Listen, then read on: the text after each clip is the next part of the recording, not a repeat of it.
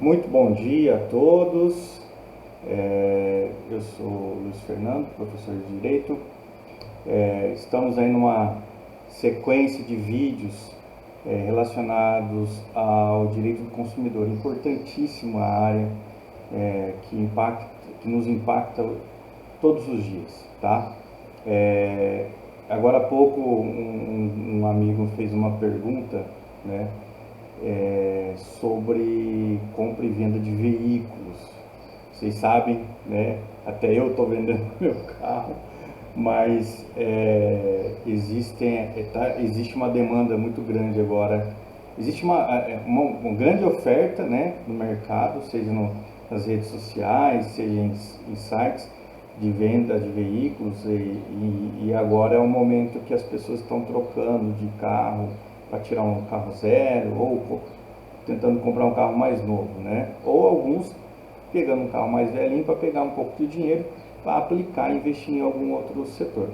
Aí me perguntaram, Fernando, o que eu faço com um carro que deu problema? Eu comprei numa garagem, numa concessionária de veículos multimarcas usados, e a garantia é 3 meses. Aí deu problema no quarto mês e, e aí eu fui lá, eles não resolveram.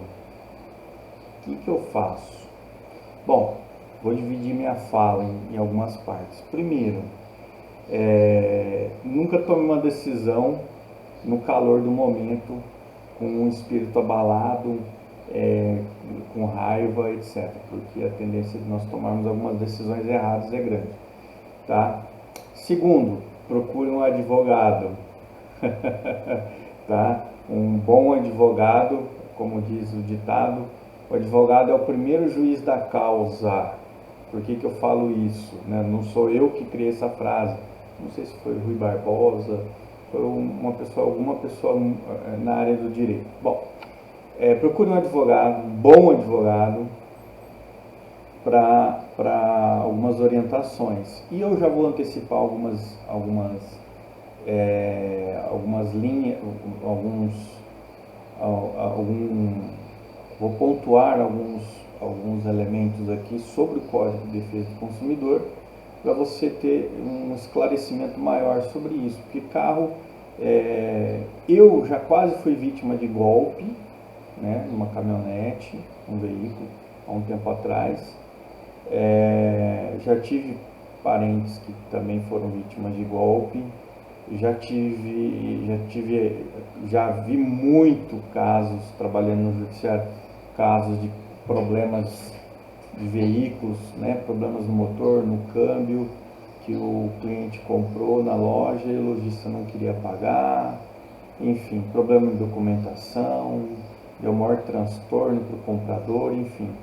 Então eu vou dividir minha fala aqui, tá? Primeiro momento, em relação a procurar um advogado, muito importante, tá? Porque ele vai te dar toda a orientação, um bom advogado.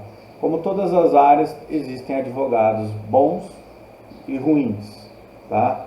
Ninguém tem estrela na testa, mas procura, antes de contratar um advogado, antes de ver um advogado, procure se informar, tá? Bom, e uma mensagem muito importante que eu quero passar. Nós ainda no Brasil, país terceiro mundo, alguns falam em desenvolvimento, o nome chique para falar, é um país pouco desenvolvido. Nós não temos ainda a cultura bem definida da conciliação, do acordo, né?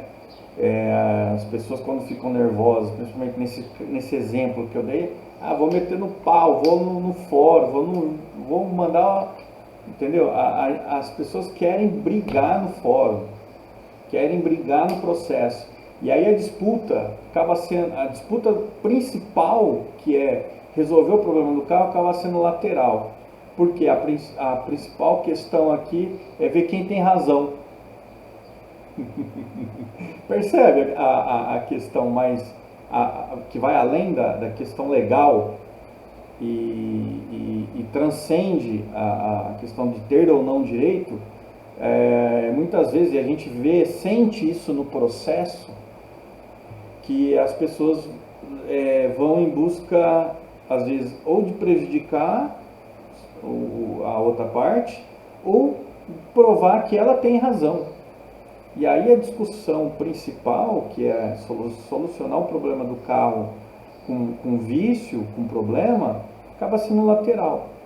Então nós precisamos, principalmente pelos advogados, existem bons advogados que tentam conciliar, tentar fazer acordo. Existem muitos, mas ainda existem casos que nós pegamos que daria para fazer acordo, mas preferem a litígio, a briga, a disputa, né? E aí o risco do processo, né? Aí vem o risco, né? Aquele advogado que prometer para você que vai ganhar a causa, desconfie, tá bom? Isso é uma premissa que a gente aprende lá na faculdade de Direito, porque a atividade do advogado não é atividade de fim, é atividade de meio, né? Atividade de resultado. O advogado ele vai prometer que vai fazer de tudo para que o seu direito seja garantido, mas ele não pode prometer que vai ganhar a causa. Então não adianta você chegar no advogado e falar: doutor, eu vou ganhar essa causa? Nenhum advogado em sã consciência vai falar: sim, você vai ganhar 100%. Fica tranquilo. Cuidado, tá bom? Desconfie mesmo. Então, já é o primeiro sinal de alerta para você escolher um bom advogado. Aquele que garante que vai ganhar, cai fora, tá bom? Outra questão, tentem fazer um acordo. Porque, gente, o judiciário, de maneira geral, está abarrotado de processo. Não é pela ineficiência, não. Ah, mas, Fernando, você está falando que você trabalha no judiciário. Não é isso. É porque o Tribunal de Justiça de São Paulo, em número de processos, é o maior da América Latina e, quiçá, do mundo. E nós não temos meios de acelerar mais ainda a produtividade. Isso que nós somos cobrados por produtividade, tá? Aquilo que falam aí na televisão tal, serve para alguns setores públicos, mas nós do Judiciário Paulista nós temos metas, tá? Cada setor ali tem suas metas, cada funcionário tem suas metas, tudo bem? Mas por que o processo demora? Porque envolve vários aspectos. Dependendo da natureza do processo, que envolve, por exemplo, perícia médica tal, é demorado. Às vezes uma perícia médica feita por um órgão público é mais demorado ainda. Às vezes também perícia particular também. Por exemplo, um perito tem pelo menos 30 dias para fazer um laudo pericial, além de vistorial local, ou algum lugar que está tendo problema. Então o processo ele é moroso, demorado, não só por causa do judiciário, mas porque depende do caso, né? Depende inclusive, vou ser bem franco, dos advogados. Se os advogados não estiverem dispostos, e aí vem o princípio da cooperação no Código de Processo Civil. Se os advogados não estiverem dispostos a cooperar, mas como cooperar se são partes adversárias? São adversárias, mas não são inimigas. Elas precisam conversar, precisam, cada um dentro da sua ética e da boa-fé, atuar dentro do processo, cada advogado e as partes também, os clientes, atuar de maneira que vamos tentar solucionar logo esse problema. Por quê? Porque o tempo vai fluindo e quanto mais demorar, pior, tá bom? Então, a minha fala aí é para, primeiro, tentar a questão da conciliação, um acordo, não ficar com sangue nos olhos, querer levar tudo no pau lá no fórum e tal. E aí há muito abuso de pedido de gratuidade judiciária, né? O Poder Judiciário tem fiscalizado isso com muito critério, pelo menos onde eu atuo, é analisado com muito critério para que não seja dado para qualquer pessoa que tem condições de pagar custos processuais, que dependendo do caso não são altas, hein? Não são altas, tá? Mas existe muito abuso. Então, tenta conciliação, tenta com o advogado, fazer um acordo. Antes tenta lá na loja, voltando à loja de carros, né? Fazer um acordo, porque a demanda pode demorar, né? O resultado pode demorar, o resultado não é garantido, você não tem um resultado garantido, né? E você corre o risco de perder a demanda, aí você tem que recorrer, e aí vai para São Paulo, tem que ser analisado lá, entendeu? Então, tomem cuidado com isso, os advogados estão preparados para isso, os bons advogados, para tentar um bom termo aí, um bom consenso, para que evite o judiciário. Por que eu falo isso? Porque o judiciário já tem casos complexos, muito complexos para serem resolvidos, e de repente o teu caso, mas meu caso é importante, lógico que é importante, mas comparando com outros, por exemplo, uma pessoa que está doente, adoecido no hospital, o plano de saúde nega uma intervenção cirúrgica lá, e aí tem que entrar no judiciário mesmo, não tem solução, não tem acordo, né? Então existem casos e casos, tá? E a gente sempre tem que achar que o nosso caso é o mais importante e precisa resolver. E aí tem o mau advogado, que quando você vai no escritório, fala, ei doutor, como é que tá meu caso? Ih, rapaz, aí esse mau advogado fala, ih, rapaz, tá lá com o juiz, a demora tá por culpa do juiz. Cuidado, tá? Nem sempre é culpa do juiz, tá bom? Coitado do juiz, porque muitas vezes são milhares e milhares de processos que ele tem que julgar, às vezes uma centena ou meia centena de processos por semana, tá? Eu falo isso com conhecimento de causa, que eu atuo com isso, auxiliando juízes na elaboração de sentenças. Lógico que o juiz, sob supervisão do juiz, que a decisão é dele, né? Eu só auxilio, mas para vocês terem uma ideia, em média,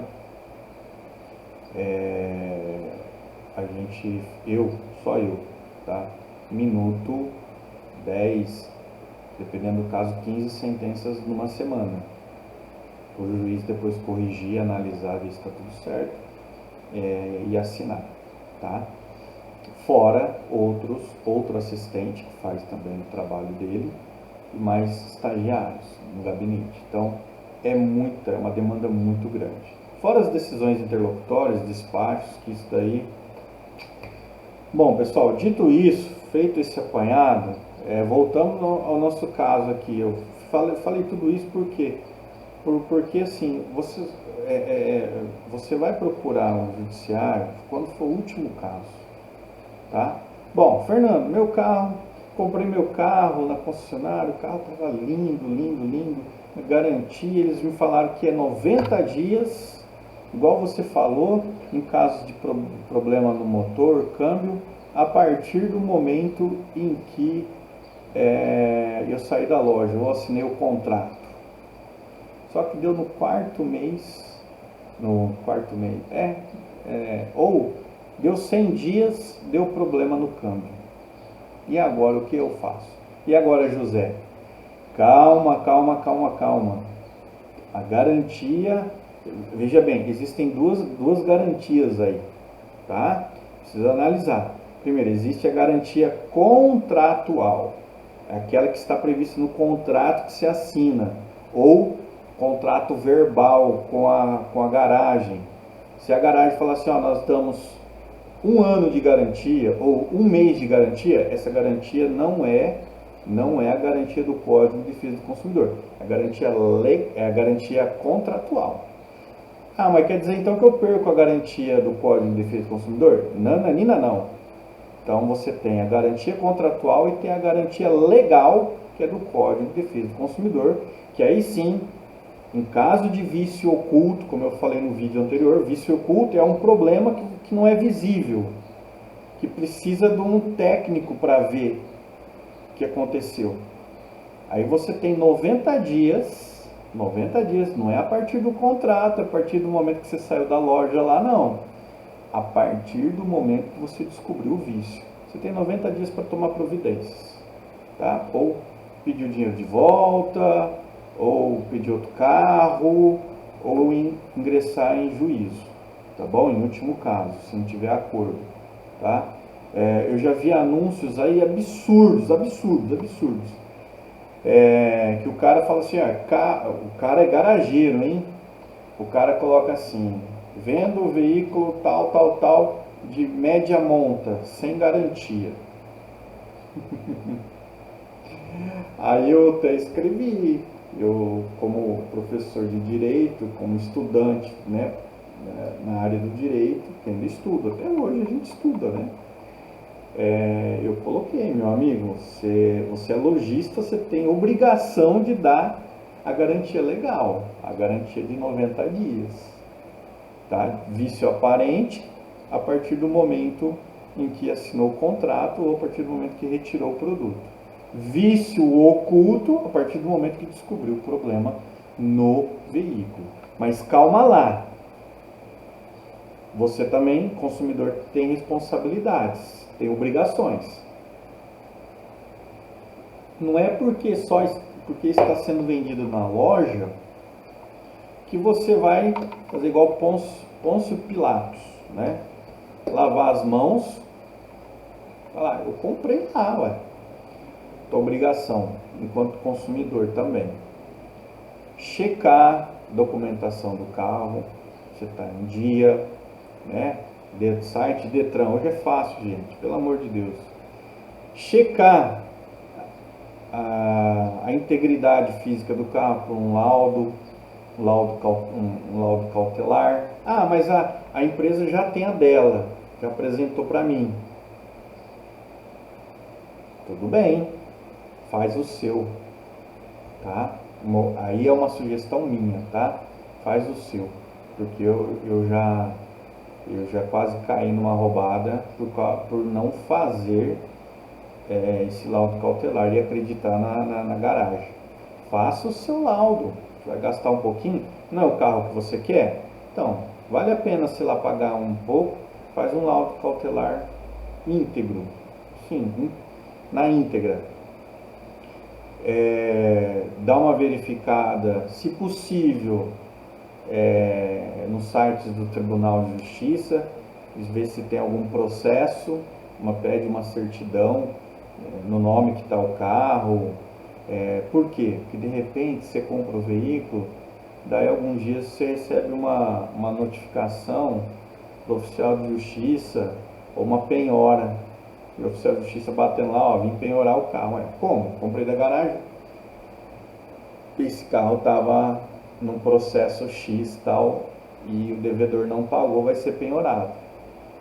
Então vale a pena você ir lá no fórum, pedir uma certidão de objeto de pé, do nome da pessoa, ou verificar com o escrevente, ver se tem algum processo pendente em relação a esse carro, tá?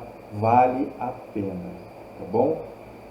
Eu sempre brinco principalmente com amigos, né? Com colegas que pedem alguma sugestão, que fazem perguntas, eu falo assim, qual é o preço de você deitar a cabecinha no travesseiro e dormir tranquilo, né? Isso não tem preço. Então, cumpra com a sua obrigação de cidadão, consumidor, faça a sua parte, né? Feito isso, beleza. Verificou, tá tudo ok?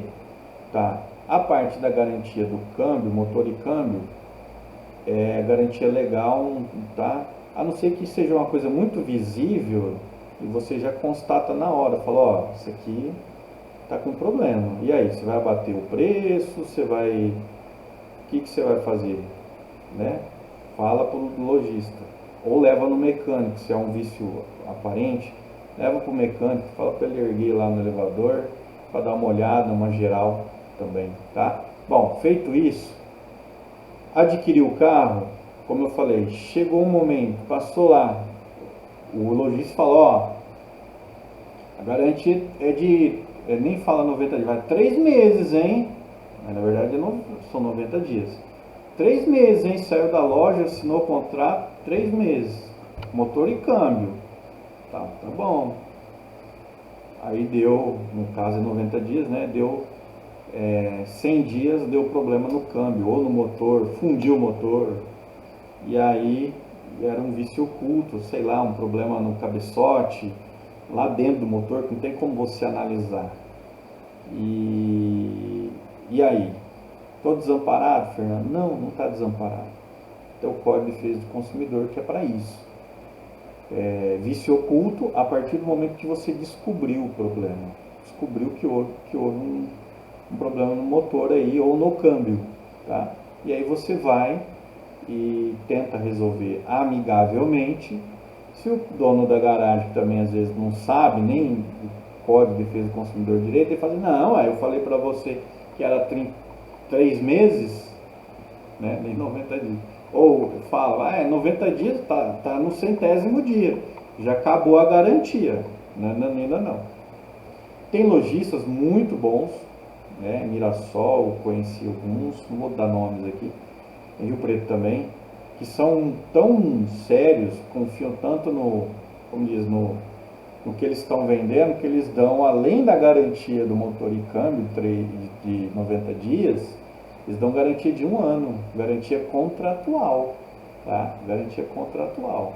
Isso é bacana, isso é bacana, né? Mas é para caso de vício, né? Caso que você estragou o negócio lá por uso e você vai lá bater na loja e fala, estragou isso aqui. Fala, não, peraí, você estragou, né? E a gente sabe que quando vai para fora, demanda, tem que fazer laudo pericial, tem que fazer perícia, porque muitas vezes o carro, o vício oculto, para verificar se foi a causa, se já é pré-existente antes da compra, ou se foi devido ao mau uso pelo consumidor. Também tem o mau consumidor, vamos ser justos, existe um mau consumidor que compra o carro e pau, aí funde o motor, e aí vai na má fé, na malícia, chega lá na loja e fala, ó, o motor está fundido, está dentro da garantia, eu quero outro carro. O lojista não é bobo, ele também sabe o que ele tem na mão, que ele vendeu. Ele vai falar, não vou pagar, você que causou o dano. E aí, pronto. Aí que é o momento em que não tem acordo, e aí às vezes vai ter que entrar com ação judicial para poder resolver isso. E aí tem perícia, tal. Às vezes o processo se arrasta entre 6 meses, 1 ano, 2 anos, 3 anos, dependendo do caso, tá? Então, bom, pessoal, espero que eu tenha ajudado nessas dicas com veículos, tá? Tomem cuidado ao comprar veículos, façam essa checagem que eu falei, checklist aí básico do consumidor, saibam que a tua garantia contratual pode existir, né? E aí a critério, não é obrigado o revendedor, é a critério do revendedor. Isso é um benefício que ele está te dando, tá? Ele não é obrigado, a garantia contratual. E a garantia legal, que é do Código de Defesa do Consumidor, 90 dias para vício oculto, a partir do momento de constatação do vício, ou 90 dias a partir do momento que for vício aparente, a partir do momento que saiu da loja ou finalizou o contrato, tá? Mas tomem cuidado, porque hoje em dia eu estava verificando muitos carros com quilometragem muito alta, carros novos, carro de 1 ano de uso, com 80, 100 mil quilômetros, 1 ano de uso. Pode ser carro de Uber, pode ser carro de locadora, né? Muitas vezes e anda muito. E nesse andar muito, às vezes o dono não dá manutenção correta, tá? E aí vai parar na garagem e o dono da garagem às vezes não é tão honesto, e aí ele repassa o problema para você, tá bom? Tome cuidado, né, nesse fim de ano ao comprar carro, tá? Fique atento a essa questão da garantia. Se o dono já falar, ó, vou te dar garantia de 1 mês, hein? Você já fala, não, 90 dias. E vício oculto é a partir do momento que constatar o vício. Tá? Então você já fala pro garanteiro, porque senão o cara vai deitar e enrolar em você. Tá bom? Espero que tenha ajudado. Mais uma pílula do saber, né? Pílula do conhecimento.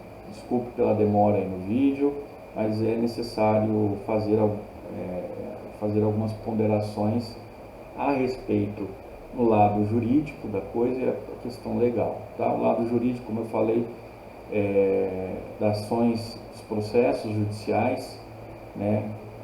Fiz uma defesa aí do Poder Judiciário que não é uma tarefa simples resolver problemas dos outros, né? Da sociedade, e dependendo do caso a demora nem sempre é culpa do juiz, né? E nem da comarca, nem da falta de juiz, mas da complexidade do processo, tá? Querem um exemplo? Divórcio, partilha de bens, quando tem muitos bens ou quando tem muitas dívidas, né? Ou os dois juntos.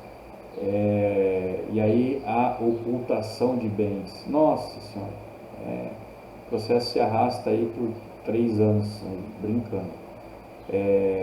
Processo de inventário também, dependendo do caso, se não for na forma de arrolamento de bens, arrolamento sumário, arrolamento normal, existe inventários aí que duram anos, demora anos para poder resolver, tá?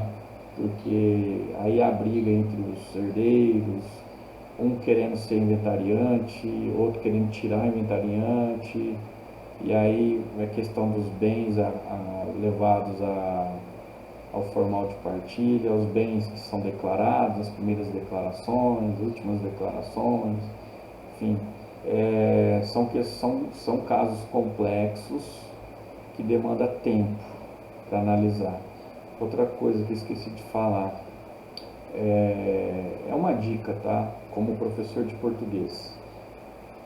É muito importante que se coloque, por exemplo, quando vai um advogado vai fazer a petição inicial ou o outro que vai contestar, seja sucinto, lembrando que você está escrevendo não para você, você está escrevendo para um terceiro, seja lá o escrevente que vai pegar teu processo, né? Eu falo que o processo judicial ele tem muitos fiscais, advogados, escreventes, promotores, juízes, assistentes, todo mundo olhando os processos para ver se não tem algum problema, para evitar nulidade e tal, para resolver, sanar os problemas ao longo do processo. E é importante que a petição seja concisa, tá? Mesmo caso sendo complexo, dizer tudo com poucas palavras, porque quem vai ler aquilo ali vai demandar um certo tempo.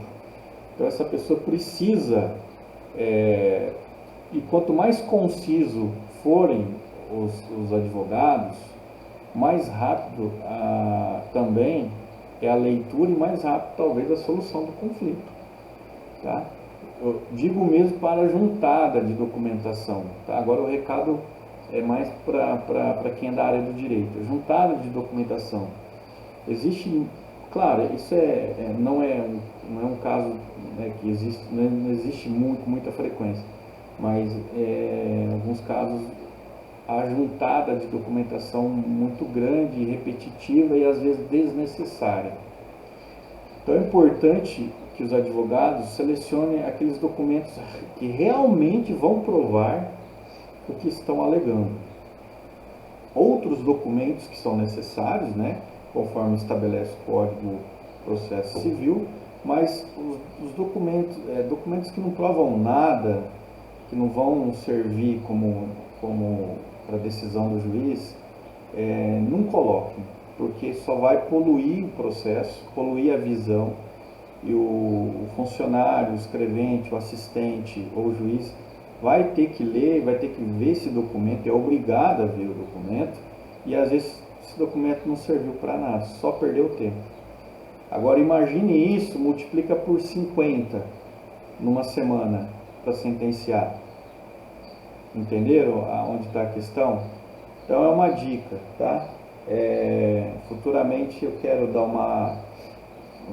um mini curso de redação jurídica.